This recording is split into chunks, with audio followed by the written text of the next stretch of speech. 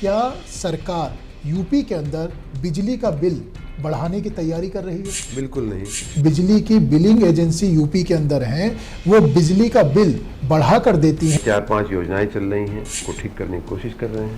सरकार ने कितने नए पावर प्लांट लगाए हैं? 1 महीने के अंदर 2 पावर प्लांट। गर्मी के समय पर नगरीय क्षेत्रों में पानी की आपूर्ति पूरी रहे, साथ ही जब बरसात का समय आता है तो वहां पर पानी ना भरे, जल भराव ना हो। पेयजल की हमारी कई योजनाएं हैं। आंकड़े ये बताते हैं कि किसानों के नलकूपों की कनेक्शन जो है इस सरकार में बहुत तेजी से बढ़ी है। जितनी तेजी से किसानों के नलकूपों के कनेक्शन दिए गए हैं, उतना कभी उत्तर प्रदेश के इतिहास में नहीं दिए गए हैं। बिजली की चोरी एक बड़ी समस्या है कि हमें बिजली की चोरी को रोकना होगा। 5 राज्यों के विधानसभा चुनाव हैं, ये 2024 के सेमीफाइनल हैं। इसमें भी हम विजयी होंगे। 2024 में लोकसभा का चुनाव है, उसमें भी फिर से सरकार बनाएंगे। अगर नगर में कोई भी गंदगी करते हुए नजर आता है, ऐसे लोगों को आप कोई मैसेज देना चाहेंगे, कुछ कहना चाहेंगे? समाज के व्यवहार में परिवर्तन आवश्यक है अगर हम स्वच्छ भारत चाहते हैं तो। नमस्कार, आदाब। आप देख रहे हैं प्राइम न्यूज, मैं हूं मोहसिन खान। दोस्तों, आज हमारे साथ बातचीत करने के लिए मौजूद हैं उत्तर प्रदेश की सरकार में एक महत्वपूर्ण भूमिका निभा रहे प्रदेश के नगर विकास एवं ऊर्जा मंत्री अरविंद कुमार शर्मा जी। अरविंद जी, बहुत स्वागत है आपका प्राइम न्यूज़ पर। कैसे हैं आप? बस अच्छा है। आप तो अच्छे हैं और तमाम सवाल आपसे करेंगे क्योंकि आप ऐसे महत्वपूर्ण विभाग संभाल रहे हैं जिसका वास्ता सीधे जनता के साथ होता है। उन तमाम सवालों पर बिंदुवार तरीके से कोशिश करेंगे कि जवाब जनता तक पहुंचे, और शानदार काम आपका विभाग कर रहा है, इसमें कोई दो राय नहीं। लेकिन उससे पहले, क्योंकि 5 राज्यों के चुनाव की तारीखों की घोषणा हुई है और उसके बाद अमित शाह जी ने ट्वीट किया है और ट्वीट करके ये कहा है कि 5 राज्यों का आशीर्वाद, 5 राज्यों की जनता का आशीर्वाद भारतीय जनता पार्टी को मिलेगा। कैसे देखते हैं आप? बिल्कुल मिलेगा। माननीय प्रधानमंत्री श्री नरेंद्र मोदी जी की जो नीतियां हैं, जो काम है, और नीतियों और काम के पीछे जो उनकी निष्ठा है, जो उनकी नीयत है, वो साफ साफ देश के सभी राज्यों के लोग देख रहे हैं और विशेष करके इन 5 राज्यों के लोग भी देख रहे हैं। दूसरी बात कि माननीय प्रधानमंत्री जी स्वयं जनता से जुड़ने का उनका कोई भी प्रयास जो है वो कम नहीं करते हैं, हमेशा जनता से जुड़े रहने का प्रयास करते हैं। चुनाव की औपचारिक घोषणा होने के पहले भी उन्होंने कई राउंड इन राज्यों का लगाया है, वो काफ़ी मेहनत किया है। पूरी टीम भारतीय जनता पार्टी परिवार पूरी तरह से लगा हुआ है। जनता पूरी तरह से भारतीय जनता पार्टी के साथ है, उन 5 राज्यों में भी और अन्य राज्यों में भी। जैसे उत्तर प्रदेश में हम जाते हैं, जहाँ जहाँ जाते हैं वहाँ भारतीय जनता पार्टी माननीय नरेंद्र मोदी जी के कामों से लोग प्रभावित हैं।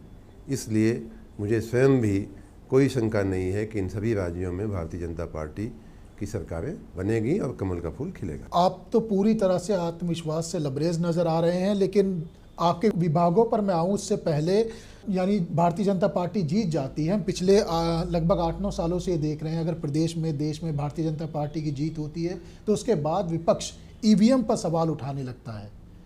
क्या आप इस बात से इत्तेफाक रखते हैं, या आप ये एडवांस में कहना चाहेंगे कि अगर इस बार फिर भारतीय जनता पार्टी की जीत हुई तो विपक्ष ईवीएम पर सवाल नहीं उठाएगा?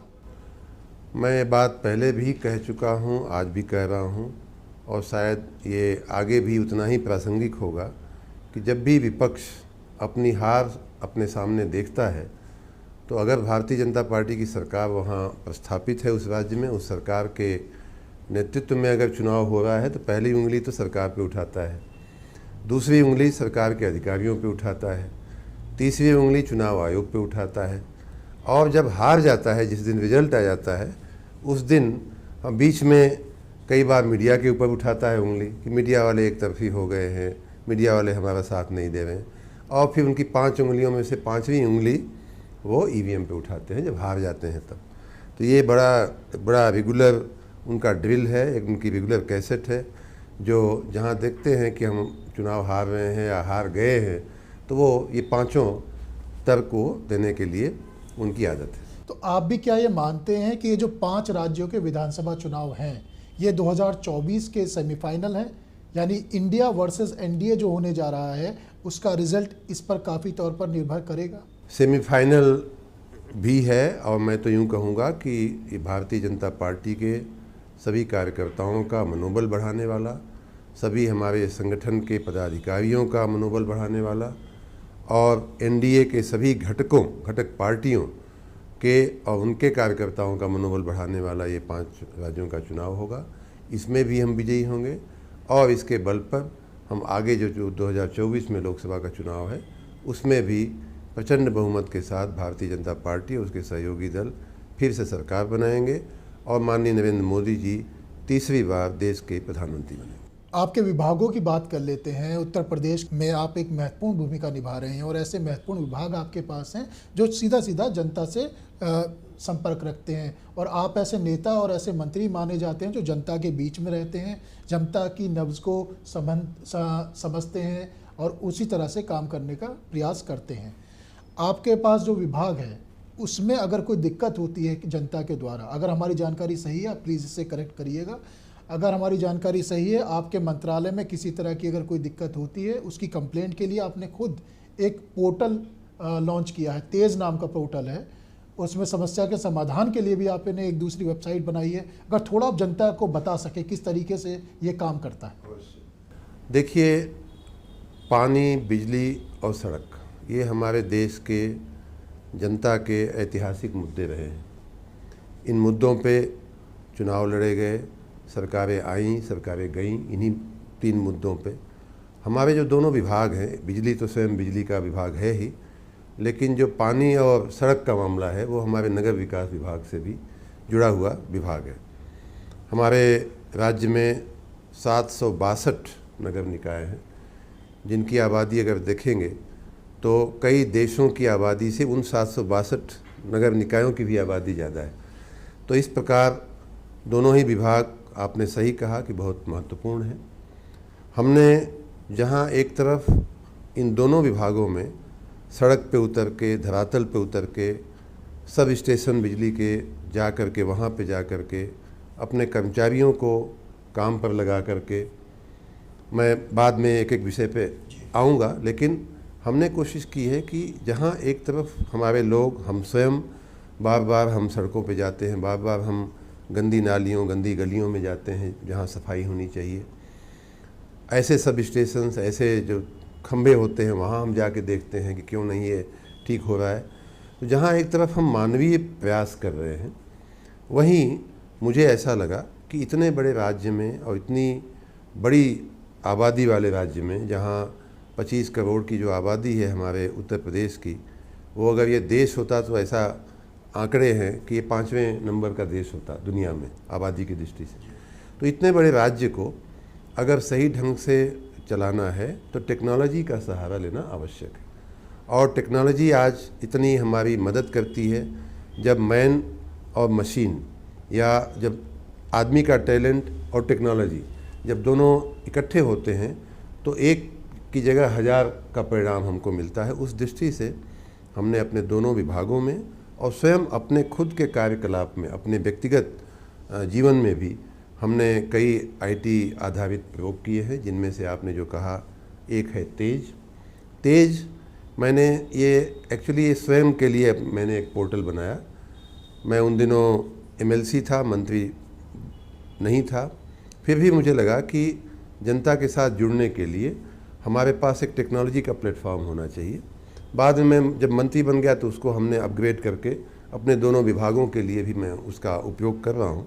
बेसिकली उसके पीछे मंशा ये थी कि लोग घर बैठे ही अपनी बात हम तक पहुँचा सकें। आज चिट्ठी लिखने, पहले पोस्ट कार्ड और लिफाफे का, अंतर्देशी का ज़माना था, अब वो नहीं ज़माना है, अब व्हाट्सएप का ज़माना हो गया है, या अपने मोबाइल से ही किसी पोर्टल पे जाके कुछ लिख करके टेक्नोलॉजी आगे आ गई है। तो वो समय के साथ चलने की आवश्यकता मुझे दिखी। मैंने तेज नाम का पोर्टल बनाया। तेज का जो फुल फॉर्म है वो ये है कि technologies for empowerment and justice.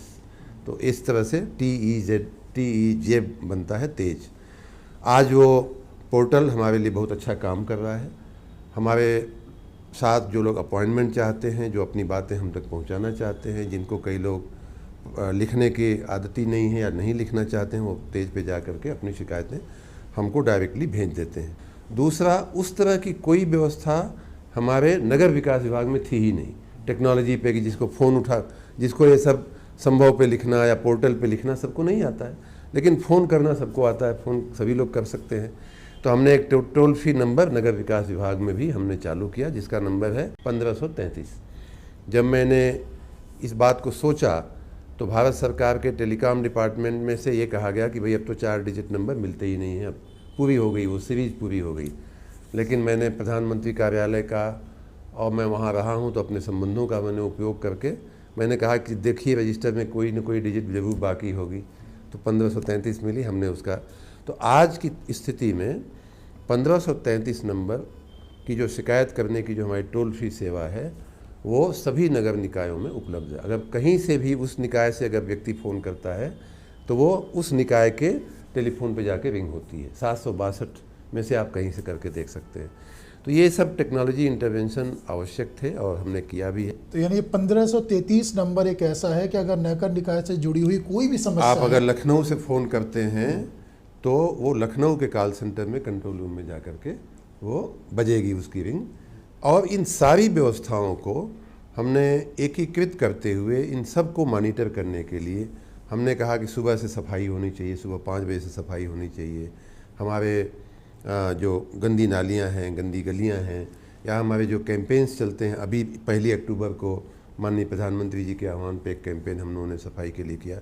उन सब को मॉनिटर करने के लिए स्टेट लेवल पे कोई मैकेनिज्म नहीं थी, तो हमने एक डेडिकेटेड कमांड और कंट्रोल सेंटर DCCC हमने स्थापित किया, जो आज मुझे कहना चाहिए कि ये सारी मैकेनिज़म्स बहुत ही, वो भी टेक्नोलॉजी आधारित है, बहुत ही हाईटेक एक व्यवस्था है जहाँ लोग लाइव जो सफाई कर रहे हैं, करवा रहे हैं। हमारे जो सफाई कर्मचारी सुबह 5 बजे उठ करके काम करते हैं वो सब लाइव देखा जा सकता है उस पर। और जहाँ आवश्यक जो इंस्ट्रक्शन देने होते हैं वो भी उसके सेंटर से दिए जाते हैं। उनको आगे की जो स्टेप्स हैं कि भाई आपने इतना तो कर दिया, वो दिख रहा है, लेकिन आगे क्या होगा, जैसे सफाई तो कर दिया लेकिन ये फिर से गंदा ना हो उसके लिए आपने क्या सोचा है। तो इस तरह का मॉनिटरिंग और गाइडेंस दोनों ही। अरविंद जी, मैं बीच में आपको माफ़ी के साथ टोकते हुए, क्योंकि इसी से जुड़ा हुआ सवाल है और मुझे लगता है थोड़ा साधारण भाषा में अगर मैं सवाल पूछूं तो प्रदेश की जनता को ज़्यादा समझ में आएगा। गंदगी की एक दिक्कत सामने आती है और नगर की जब हम बात करते हैं, अलग अलग नगरों में हम देखते हैं कहीं कोई कूड़ा फेंक देता है, कहीं कोई गंदगी करता है। तो जो प्रदेश की जनता इस वक्त देख रही है और जो आपके विभाग के लोग भी जो काम करते हैं, अगर इस तरह की कहीं कोई, अगर मैं सीधे सवाल पूछूं, अगर नगर में कोई भी गंदगी करते हुए नज़र आता है, ऐसे लोगों को आप कोई मैसेज देना चाहेंगे, कुछ कहना चाहेंगे? मैं ये बात बार बार कह चुका हूँ और मैं ही नहीं, स्वयं माननीय प्रधानमंत्री जी ने ये बात कहा है कि ये आम आदमी के, सामान्य समाज के, हमारे समाज के व्यवहार में परिवर्तन आवश्यक है अगर हम स्वच्छ भारत चाहते हैं। तो ये पूरा हमारे आपके जीवन से, हमारे आपके व्यवहार से, हमारे आपकी जीवन शैली से जुड़ा हुआ विषय है। देखिए, सफाई में मेरा अपना कर्तव्य समझते हुए सबसे पहला काम मैंने जो किया था मंत्री बनने के बाद ही, वो ये था कि मैंने अपने सफाई कर्मचारियों को बुलाया, उनकी यूनियनों को बुलाया और उनसे हाथ जोड़ करके मैंने प्रार्थना किया कि देखिए 10 बजे 12 बजे कोई सफाई का समय नहीं होता है दिन में, क्योंकि इतने ट्रैफिक हो जाता है, इतने लोग चलने लगते हैं बाज़ारों में, इतनी भीड़ हो जाती, पैर रखने की जगह नहीं होती। वहाँ आप झाड़ू कैसे चलाओगे, वहाँ सफाई करोगे कैसे? और अगर आप चलाते हैं तो आप और भी अत्याचार कर रहे हैं, धूल आप उड़ा रहे हैं और गंदगी बल्कि फैला रहे हैं। तो मैंने उनको पहला जो मेरा निर्णय था, पहला जो आग्रह था अपनी मशीनरी के साथ, वो ये था कि सुबह 5 बजे से 8 बजे के बीच सफाई होनी चाहिए। और ये मैंने स्वयं देखा हुआ है, दिल्ली में देखा है, मैंने गुजरात में देखा हुआ है, मुंबई में देखा हुआ है कि मिडनाइट से लेकर के सुबह 5 बजे 6 बजे तक सफाई उनकी पूरी हो जाती है। तो हमने कहा कि या तो आप मिडनाइट के बाद कभी भी कर लो और लेटेस्ट 5 बजे से 8 बजे के बीच आपकी सफाई हो जानी चाहिए।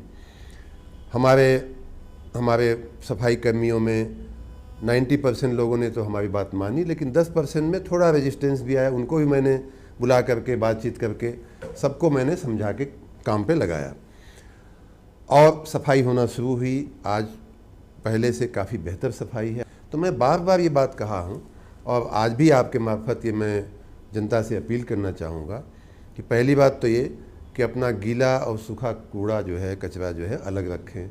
दूसरी बात ये कि आपकी गली में सफाई कर्मचारी जब आता है उसका समय थोड़ा सा आप ध्यान में रखें, नोट कर लें, और उसके पहले आधे घंटे 10 मिनट पहले आप अपने घर का कूड़ा जो है वो बाहर निकाल दें, जो भी उचित स्थान हो। और तीसरी बात कि कूड़ा हमेशा जो निश्चित जगह है, जो चिन्हित जगह है, निर्दिष्ट की हुई जो जगह है वहाँ पे डालें, तो वहाँ से उठाने में, वहाँ से कलेक्ट करने में आसानी होगी। ये सब बातें मैं बार बार कहा हूँ, और 1.5 साल का ये हमारा पूरा पब्लिक एजुकेशन का भी मेरा ये प्रयास रहा है। जनता से मैंने बार बार करबद्ध प्रार्थना किया है, पहले हम एजुकेट करने का, हाथ जोड़ने का, विनती करने का, प्रार्थना करने का, ये लोकतंत्र में हमारा कर्तव्य है, और जनता को समझाने का हमारे पास एक जरिया है। लेकिन उसके बाद अगर कोई नहीं समझेगा तो उसके ऊपर दंडात्मक कार्रवाई भी होगी। एक और सवाल इससे जुड़ा हुआ है, जनता से ही सीधा जुड़ा हुआ है। गर्मी के समय पर नगरीय क्षेत्रों में पानी की आपूर्ति पूरी रहे, साथ ही जब बरसात का समय आता है तो वहाँ पर पानी ना भरे, जल भराव ना हो, इसे लेकर भी आप लोगों ने कुछ किया है? जैसा मैंने कहा, पानी हमारी एक मूलभूत समस्या है और मूलभूत आवश्यकता है। उस पर ध्यान रखना, निरंतर ध्यान रखना हमारी प्राथमिकता है निश्चित रूप से।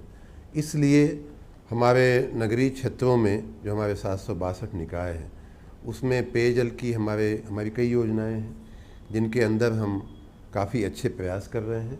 अभी पिछली इस गर्मी में का मैं उदाहरण दूं तो कहीं से ऐसी पानी की क्राइसिस या कहीं कोई ऐसी किल्लत होते हुए मैंने नहीं देखी। जहां आवश्यकता पड़ता है वहां टैंकर से भी हम लोग सप्लाई करते हैं।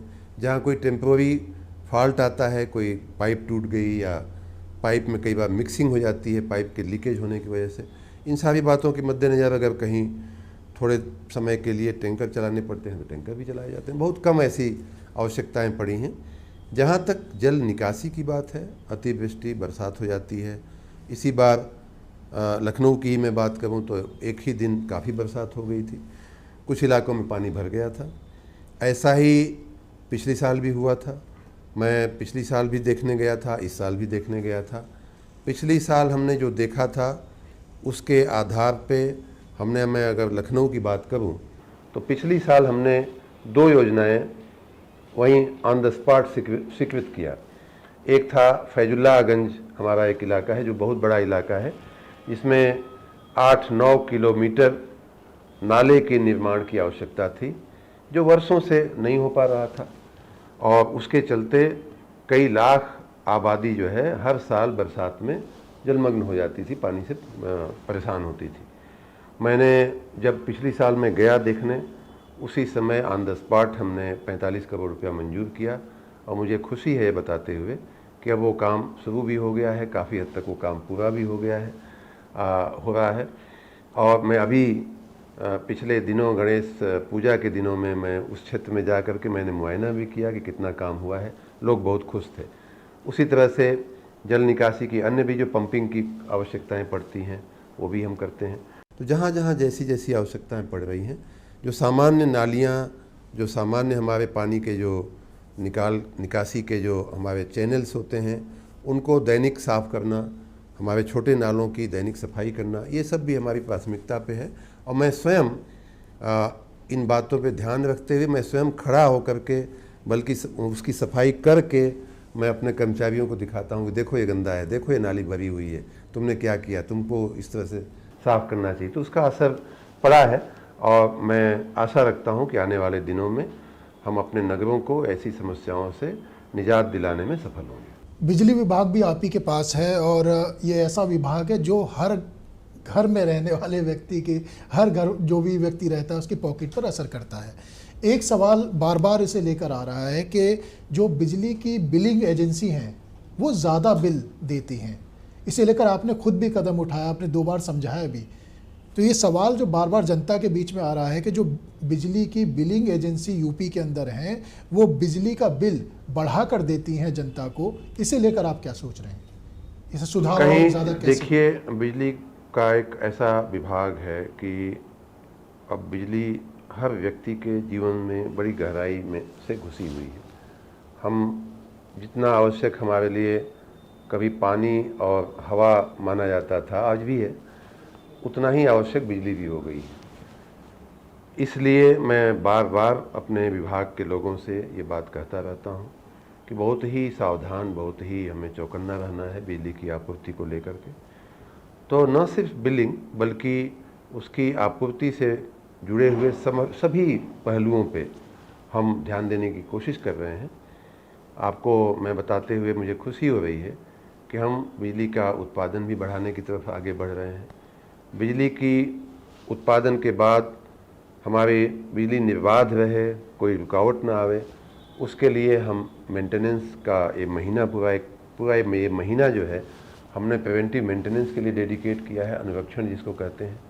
उसी तरह से हमने अलग अलग हमारी योजनाएं चल रही हैं जिनमें हम पुराने जो हमारे जर्जर तार हैं, लटके हुए टूटे हुए खंभे हैं, हमारी पुरानी जो व्यवस्थाएं हैं उनको हम करोड़ों हजार 25 लगभग 23,000 करोड़ रुपए की हमारी 4-5 योजनाएं चल रही हैं, उनके ज़रिए हम उनको ठीक करने की कोशिश कर रहे हैं।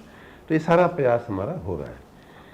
साथ ही ये बात भी सही है, दो बातें और महत्वपूर्ण हैं। एक तो ये कि हमें बिजली की चोरी को रोकना होगा, क्योंकि अगला सवाल आपसे यही करने वाला था बिजली कि की चोरी एक बड़ी समस्या है, न हो, इसे रोकने के लिए। बिजली की चोरी न हो, बिजली की चोरी करते हुए लोगों को दंडित किया जाए, हमें समाज से सहयोग मिले। ये भी हमने सहयोग भी मांगा है कि आपके अगर अगल बगल में कहीं बिजली की चोरी हुई तो आप बताइए, आपका नाम हम गुप्त रखेंगे।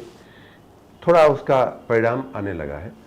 साथ ही कई बार बिल वसूल करने के लिए हमारे लोग जा कर के सीधा कनेक्शन काट करके चले जाते थे, उस पर भी हमने पाबंदी लगाई। हमने कहा कि नहीं, पहले आप फ़ोन करिए। बिलिंग की जहाँ तक बात है, ये बात सही है कि भूतकाल में जो बिलिंग एजेंसियाँ अपॉइंट की गई हैं उनमें मैन पावर की थोड़ी कमी रही या जो भी कारण थे, हमें थोड़ा तनाव उनके चलते आया। हमने बार बार उनसे उनके कार्यकलाप को ठीक करने की कोशिश की है। मैंने स्वयं भी मीटिंगें किया हैं कि ऐसी जो शिकायतें आ रही हैं वो एकदम अक्षम्य हैं।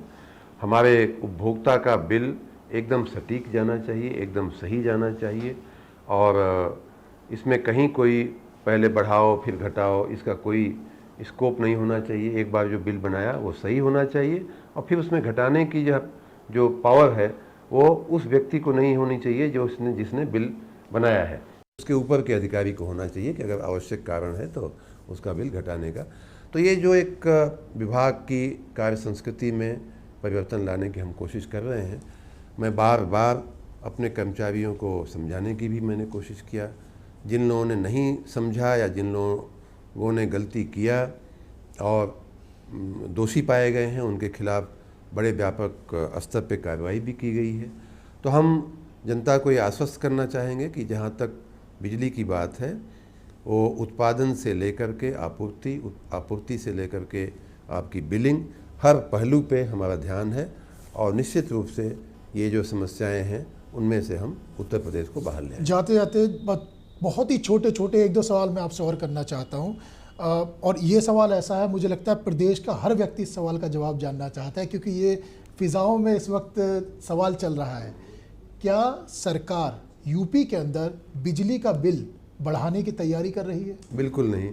आपको मालूम होगा कि याद होगा कि 4 सालों में, बल्कि अब तो 5 साल होने जा रहा है, माननीय योगी जी के सरकार के जो 4 साल थे और हमें भी आए हुए लगभग 1.5 साल हो गया, इन दिनों में बिजली का बिल तो बढ़ा नहीं। जो सबसे बड़ी जो बढ़ोतरी हुई थी वो सपा के शासनकाल में हुई थी, और अपने माननीय योगी जी के शासनकाल में मात्र एक बार शुरुआती वर्षों में एक बार बढ़ोतरी हुई है, उसके बाद बढ़ोतरी नहीं हुई है। इसलिए मैं इन अफवाहों को सिरे से उनको खंडन करता हूँ। ऐसा कोई हमारा इरादा नहीं है, ऐसी कोई हमारी तैयारी नहीं है।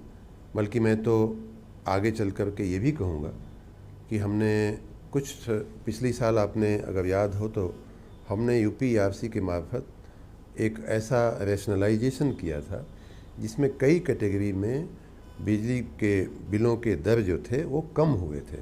कुछ कुछ पैसे, किसी में 40 पैसे, किसी में 30 पैसे, किसी में 50 पैसे एक्चुअली कम हुआ था पहले की अपेक्षा। तो बढ़ाने का या बढ़ने का कोई स्कोप नहीं। एक और सवाल है, क्योंकि समाजवादी पार्टी की आपने बात करी, तो सपा के राष्ट्रीय अध्यक्ष हैं अखिलेश यादव, वो बार बार तमाम मंच से एक ही सवाल बार बार पूछते हैं कि सरकार ने कितने नए पावर प्लांट लगाए हैं। आपको मैं बता दूं कि अब मैं एकदम लेटेस्ट से ही शुरू करता हूं। तो अभी 15-20 दिन पहले या महीना पहले मैंने पब्लिक को जानकारी दिया था कि हमारा जवाहरपुर का जो पावर प्लांट है 660 मेगावाट का, वो उत्पादन शुरू हो गया है। उसी कड़ी में ओबरा का भी हमारा पावर प्लांट जो है वो उत्पादन शुरू कर दिया है। तो इस एक महीने के अंदर मैंने 2 पावर प्लांट 1320 मेगावाट के उत्पादन में आ रहे हैं, ये नया है।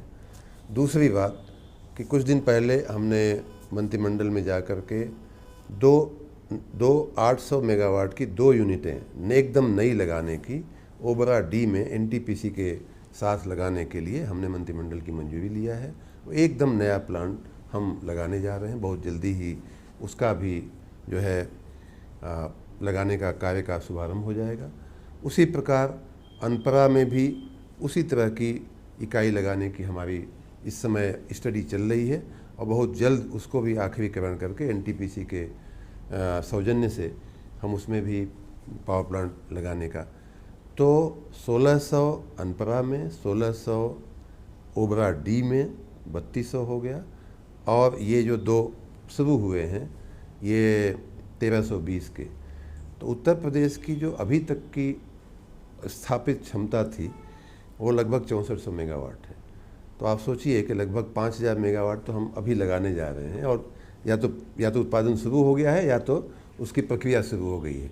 रही बात माननीय अपने यशस्वी मुख्यमंत्री जी के उसके हमारे पहले के कार्यकाल की मैं बात करूं, तो उन्होंने कई पावर प्लांट जो हैं वो लगाए हैं और उनको आगे बढ़ाने की कोशिश किया है।